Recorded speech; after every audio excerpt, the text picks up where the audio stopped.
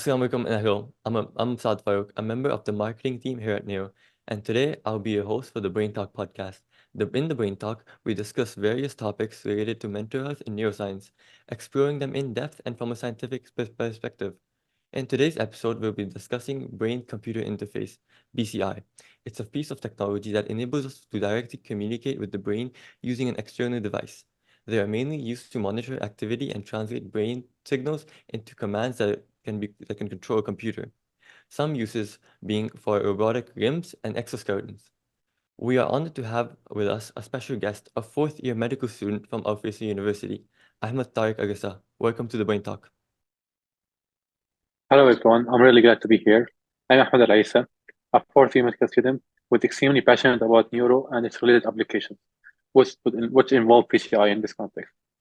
I have been doing my own independent research on it, as I am interested in it, and hope to release publications in this field in the near future, inshallah. Nice. So today's topic, brain-computer interface. How do you feel about this topic in general? It's an extremely interesting topic with a tremendous potential, especially for people with debilitating conditions such as paralysis or epilepsy. And especially with the advancement in machine learning, significant progress being made every single day, which makes this technology very exciting to be part of. Okay. And have you worked with this technology in like a university lab session or in class? Unfortunately, I haven't worked with it directly in a lab setting. However, as I am very interested in this field, I have been doing my own independent research on it. Okay. Could you give us some more information about how this technology works and how it connects with our brain and understands these signals that our brain sends? All right. So basically, PCI or brain-computer interface works in four fundamental process. The first step is signal acquisition. Here, the aim is to capture the electrical activity inside the brain. EEG is commonly used as it's non-invasive, which means it doesn't require surgery to be implemented. Typically, you will have electrodes placed on your scalp that will collect the electrical signals inside. However, it has one of the major limitations, which is extreme vulnerability to outside interference, which often makes the data noisy and hard to interpret. This leads us to the second step, which is pre-processing. In this step, we use various techniques to clean and filter out the noise and artifacts resulting from the interference and enhance the signal to make it more usable for analysis. We then move to the third step, which is feature extraction. In this step, we aim to identify and isolate patterns that are meaningful. For example, the mental imagery of moving your right arm will generate specific signals inside your motor cortex that can be captured and translated into command signals. Now finally, in the fourth step, we gather these command signals and employ machine learning algorithms to understand the user intent. For example, a person trying to move their left arm could move their cursor to the left side of the screen.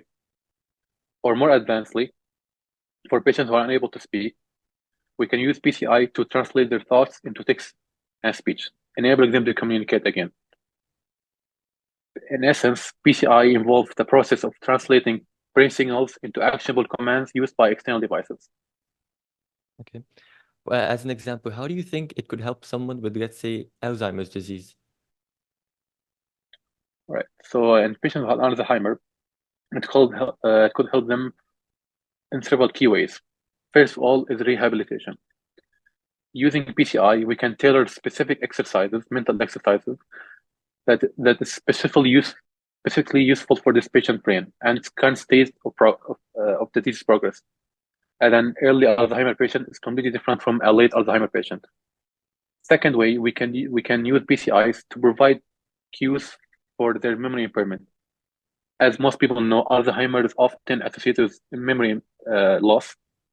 So we can have a PCI system that whenever a patient is unable to recall an important information, provide cues that help retrieve these memories.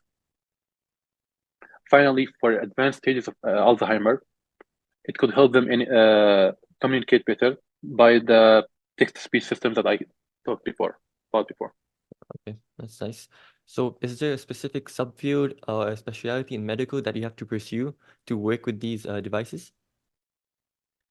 Yes, regarding medical professions, typically there are neurologists, neurosurgeons, and clinical neurophysiologists. Neurologists often deal with the neurological disorders that are often associated with BCI, such as stroke and epilepsy, while neurosurgeons deal with the invasive BCI systems that involve surgery. Neurosurgeon's job in this case will be implanting the electrodes directly inside the brain. Clinical neuropsychologists are involved in non-invasive BCIs, such as EEG.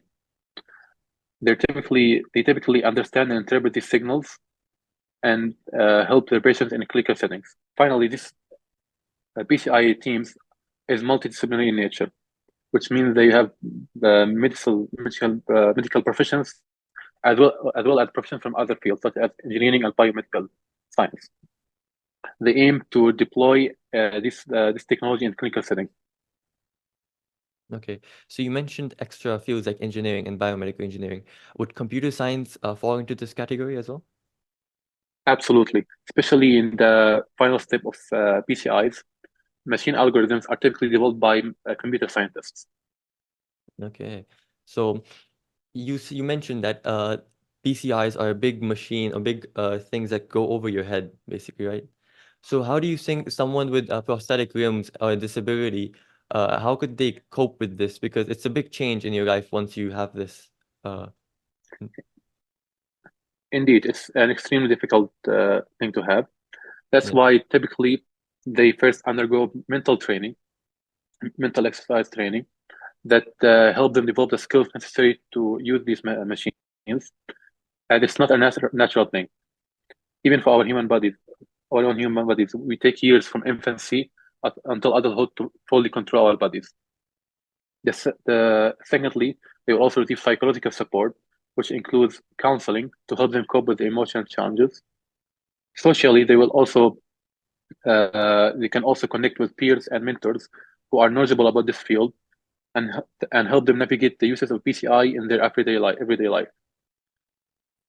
Building a strong support Okay. system is important to ease that adaptation and make out the most of BCI systems benefit. Okay, yeah. That's always something I wondered because it must be hard for them. They might go through a lot of social anxiety because they might feel that they stand out or be different than the rest of the population. Correct. Yeah. Okay. So what are some ethical concerns that you have with this technology that need attention? I feel like first of all, data privacy and security is extremely important, especially in the context of PCI, as you're dealing with sensitive brain information. This raises the issue of potential misuse of sensitive information. Moreover, consent and autonomy is important, as vulnerable population could be forced to use this technology and may not fully understand the application of it. Finally, equity is an important concern, as this could increase the gap between people who can afford it and people who cannot, which could lead to new forms of social inequality. Building robust ethical frameworks is important for responsible development of this technology. Okay. You said at the start about privacy. How does that relate to this privacy? Privacy in this context means, uh, for example, as mentioned before, this technology reads the brain signals, which could contain sensitive information about the user habits that could potentially lead in the hands of bad actors into personalized scams, for example. Or Okay. to give an example, if someone got from a bad actor from another part of the country, got sensitive brain data about this particular patient, he can make a scam that using social engineering that specifically target this patient weakness, which could be devastating, especially for a person who's already in a bad state of his life or her life. Yeah. Okay, that's interesting. So I remember back in 2016 to 2023, Elon Musk had this ambition of implanting chips called Neuralink into everyone's brains.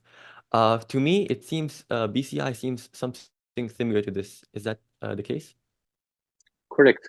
Elon Musk Neuralink project is a significant leap in BCI technology. The project aims to create implantable chips that offer a lot of benefits, ranging from recovering lost sensory and motor functions to enhancing cognitive abilities. Neuralink's first successful implantation project is a big milestone in PCI history. However, while it's exciting, there's some important things to take note of. On the positive side, this device can give hope for previously hopeless conditions such as paralysis to improve their quality of life. It could also offers new possibilities for human to machine interactions that could bring stuff from science fiction into reality. However, there are some issues. First of all, the potential, as previously mentioned, the potential of misuse risk increases significantly with such an intimate and invasive technology. You're basically being inside your patient brain. Moreover, the long-term risk of implantable chips are still largely unknown, as this is an extremely new field.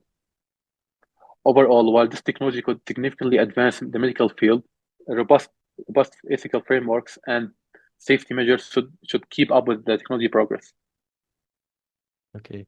I was thinking of the same thing. In the long run, it could really affect humanity, everyone walking around with AI in their head.